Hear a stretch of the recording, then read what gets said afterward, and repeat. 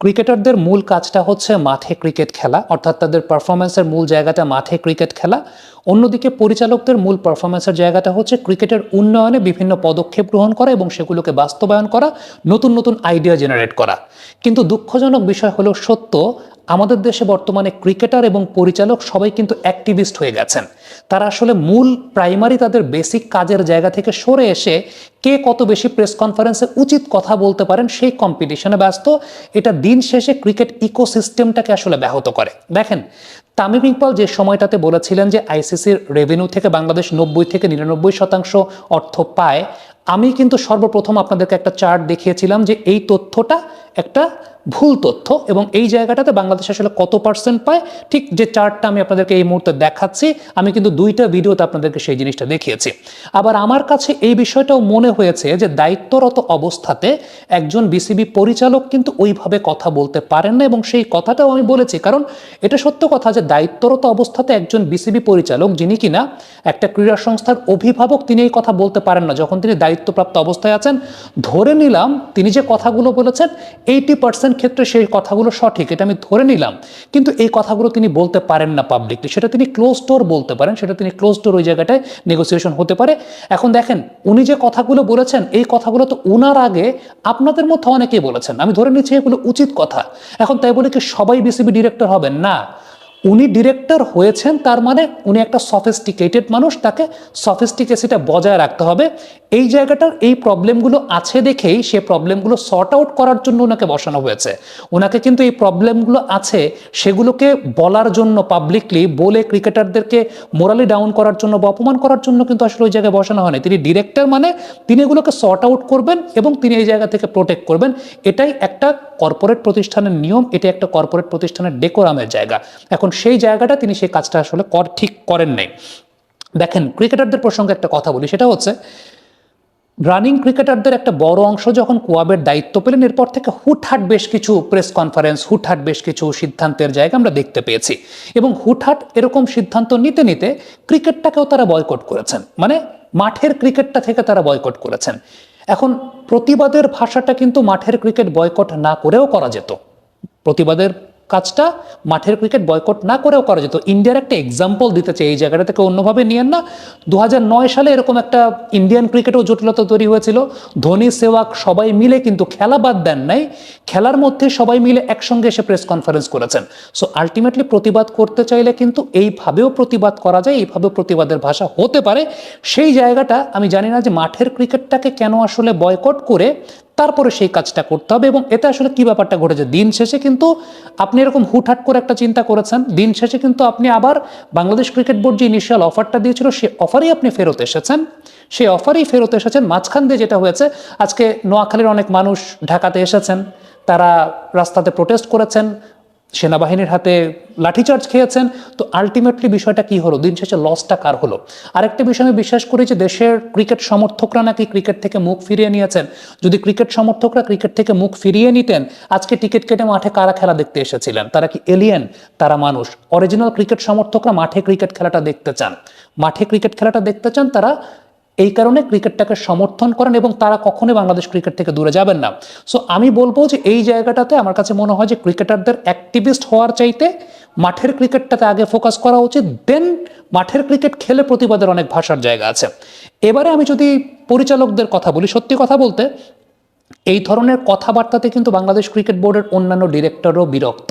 আপনি বুলবুল ভাইয়ের কথা যদি চিন্তা করেন, বুলবুল ভাই এই মুহূর্তে হয়তো বা চিন্তা করছেন যে ভাই, আমি আইসিসি, আমি আফগানিস্তান ক্রিকেট বোর্ড, আমি হংকং, চায়না এইসব জায়গায় কাজ করে আসলাম, বড় বড় জায়গায় কাজ করে আসলাম, আমি কোন জায়গাটায় এসে পৌঁছাইলাম, আমি এমন একটা জায়গায় এসে পৌঁছালাম কেউ ডেকোরাম মানে না, কেউ সেই জায়গাটায় প্রোটোকল মানে না।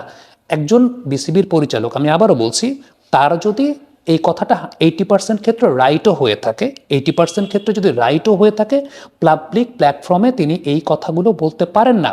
এখন আপনি মানদণ্ডটা বিচার করবেন কিভাবে, একজন ডিরেক্টরের ক্রেডিবিলিটির জায়গাটা মানদণ্ড বিচার করার ক্ষেত্রে আমি আপনাদেরকে একটা এক্সাম্পল দিই। বাংলাদেশের এই মুহূর্তে 64টা জেলার মধ্যে 62টা জেলার কাউন্সিলররা জেলা লীগ করতে চান, কিন্তু শুধুমাত্র টাকার জন্য জেলা লীগটা করতে পারছেন না। ম্যাক্সিমাম জেলাগুলোর ক্লাবগুলো অর্থাভাবে টিম করতে পারছেন না। পরিচালকদের কাজ তো সেই জায়গাগুলো নিয়ে চিন্তা করা, সেই জায়গাগুলো নিয়ে হাত দেওয়া। কতটুকু আসলে আমাদের পরিচালকরা এই 3-4 মাসে সেই জায়গাটা হাত দিতে পেরেছেন, এটা হচ্ছে পারফরমেন্স ইভ্যালুয়েশনের জায়গা। প্রেস কনফারেন্সে উচিত কথা বলা সেটা কিন্তু পারফরমেন্স ইভ্যালুয়েশনের জায়গা না। ইভেন ওই যে একটা কথার একটু আগে আমি বললাম যে এই উচিত কথা তো ওনার আগে আপনাদের মধ্য থেকেও অনেকে বলেছেন। এখন আপনারা যেটা বলতে পারেন, আমরা যেটা বলতে পারি, সংবাদ মাধ্যম যেটা বলতে পারে, একটা ক্রিকেট বোর্ডের অভিভাবক বা পরিচালকরা কি সেই কথা পাবলিকলি বলতে পারেন? সেটার জন্য কিন্তু তাকে ক্রিকেট বোর্ডে আনা হয়নি। পরিচালককে আনা হয়েছে আসলে ক্রিকেটের নতুন নতুন পরিকল্পনা করার জন্য। আর ক্রিকেটাররাও যখন অ্যাক্টিভিস্ট হয়েছেন তখন একটা প্রসঙ্গ আসতে পারে, সেটা হচ্ছে যে ক্রিকেটাররা কেন শুধুমাত্র এলিট ক্রিকেটারদের জন্য অ্যাক্টিভিস্ট হচ্ছেন, ক্রিকেটাররা কেন first division, second division, third division লেভেলের ক্রিকেটারদের জন্য অ্যাক্টিভিস্ট হন নাই? আবার আজকে আরেকটা জিনিস খুব মানে এটা নিয়ে তো অনেকে আমাকে পার্সোনালি ব্যাশিং করেছেন, যখন ফারুক আহমেদ প্রেসিডেন্ট ছিলেন এই কথাগুলো অনেকবার বলেছি। যাই হোক, সেটা নিয়ে অনেক বেশি ব্যাশিং আমাকে শুনতে হয়েছিল। ফারুক আহমেদ যে সময়টাতে তাকে 200 কোটি টাকার চুরির অপরাধে, এটা পরবর্তী সময় দুদক দ্বারা ক্ল্যারিফাইড হয়েছে না ফারুক আহমেদ ভুল কিছু করেন নাই, তাকে যখন ওই সময় বহিষ্কৃত করা হয়েছিল তখন তো কেউ অ্যাক্টিভিস্ট হন নাই। তাহলে এখন শুধুমাত্র একটা জায়গাতে আপনি অ্যাক্টিভিস্ট কেন হচ্ছেন? সো ফ্যাক্টের জায়গাটা এখানে দুই জায়গাতেই, যে আপনারা আলটিমেটলি পুরো ক্রিকেটিং ইকোসিস্টেমের জায়গাটাকে কিন্তু একটা প্রশ্নবিদ্ধ জায়গায় নিয়ে আসা হচ্ছে, যেই জায়গাটায় এই মুহূর্তে আইসিসির সঙ্গে একটা বড় নেগোসিয়েশনে বাংলাদেশ ক্রিকেট বোর্ড ব্যস্ত। আইসিসির সঙ্গে একটা বড় নেগোসিয়েশনে বাংলাদেশ ক্রিকেট বোর্ড ব্যস্ত। সেই সময়টায় মানে বিচ্ছিন্নভাবে পরিচালক, 2-1 পরিচালক মানে যা মন চায় তাই বলছেন, এটা কিন্তু পরিচালকদের প্রোটোকল থাকে না। কোড অফ কন্ডাক্ট বলে একটা কথা আছে।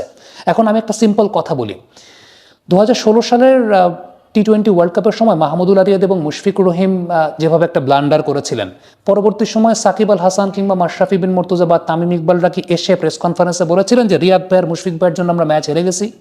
এখন ওটা যদি বলতেন সেটা কোড অফ কন্ডাক্টের ভায়োলেশন হতো, ওটা তো সত্য কথা ছিল, কিন্তু ওইটা বললে সেটা কোড অফ কন্ডাক্টের ভায়োলেশন হতো।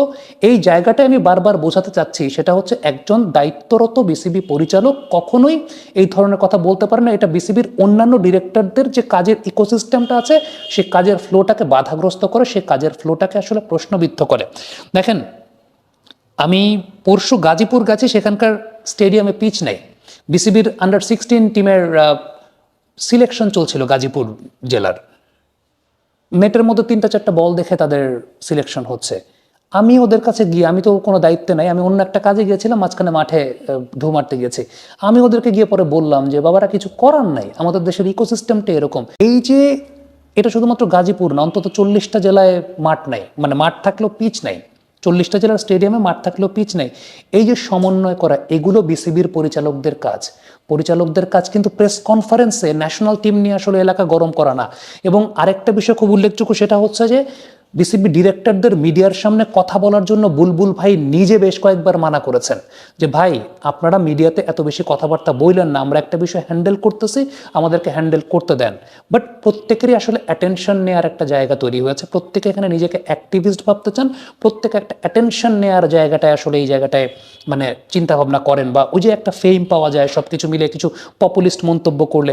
বাট আপনি আপনার জায়গা থেকে অ্যাজ আ ডিরেক্টর, আমি আবারও বলি, তার কথা যদি 80% ক্ষেত্রে সঠিকও হয়ে থাকে, সেই সঠিক কথাটাও তিনি ওই জায়গাটায় থাকলে, তিনি তো অভিভাবক, তিনি সেটাকে আগলে রাখবেন, তিনি সেটা বলবেন না। তার কাজ যেটা, সেটা হচ্ছে এই জিনিসগুলোকে সর্ট আউট করা। একজন বোর্ড ডিরেক্টরের পারফরমেন্স ইভ্যালুয়েশন কখনো তিনি প্রেস কনফারেন্সে কি বলছেন সেটা দিয়ে হয় না, মানে ইভ্যালুয়েশন হয় কাজের মাধ্যমে। কাজের রিপোর্ট কার্ডটা কোথায়? কাজের রিপোর্ট কার্ডটা কি কেউ কখনো চেয়েছেন বা কেউ কখনো চাচ্ছেন? আমি যে কতগুলো ক্রাইসিসের কথা বললাম, ফিনান্স ডিপার্টমেন্ট প্রত্যেকটা জায়গার সঙ্গে জড়িত, সেটা কি কখনো করা হচ্ছে? সো সেই জায়গাটা চিন্তা করা হয় নাই। সো আলটিমেটলি বিষয়টা ওই রকমই, যে এইরকম মন্তব্য এটা তো মানে বারবারই আসলে করেছেন। আর অন্যদিকে ক্রিকেটারদের তরফ থেকেও এটা সত্যি কথা, সেটা হচ্ছে ক্রিকেটারদের তরফ থেকেও একটা অ্যাক্টিভিস্ট কাইন্ড অফ জায়গা। এবং সেটা যখন আজকে মাঠের খেলাকে মানে মাঠের খেলা বয়কট করার দিকে চলে আসলো, এই জায়গাতে তো কনসিকুয়েন্স ভাবতে হয় আসলে, যে আপনি যখন মাঠের খেলা বয়কট করছেন কত কি বিষয় আসলে সেই জায়গাটায় জড়িত। এবং প্রতিবাদটা মাঠের খেলাকে রেখেও করা যায়, মাঠের খেলতে গিয়েও প্রতিবাদটাকে করা যায়। এই জায়গাটা আমার কাছে মনে হয় যে আমাদের নেতৃত্বের জায়গাটা একটা সংকটের জায়গা আছে। এবং আরেকটা কথা বলে দিই, সেটা হচ্ছে ক্রিকেটাররা যেরকম, নিজেদের টাকাটা নিজেরা আর্ন করে নেন। এর আগে বুলবুল ভাই সেই কথাটাই বলেছেন যে আইসিসি থেকে ক্রিকেটাররা টাকাটা আর্ন করে নেন। ঠিক তেমনিভাবে আরেকটা বিষয় সবার জানা উচিত, সেটা হচ্ছে বোর্ড পরিচালকরাও কিন্তু ক্রিকেট বোর্ড থেকে কোনো বেতন পান না।